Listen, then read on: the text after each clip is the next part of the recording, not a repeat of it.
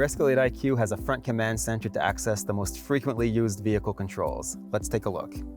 To access HVAC controls or your climate controls, select the HVAC icon located at the bottom left of the screen.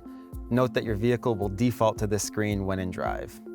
From there, you can adjust the temperature by tapping or holding the arrows or sliding your finger on the temperature bar to your desired setting. You can do the same to set fan speed.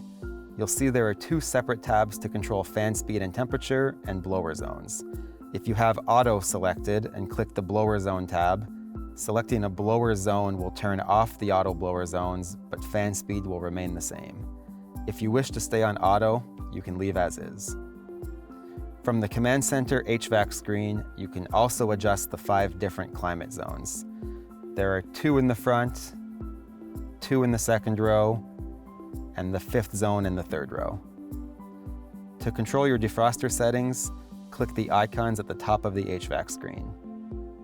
You can manually adjust your vehicle's vents by simply sliding left and right and up and down. And you can also open and close your vents by sliding these concealed buttons to the left or right.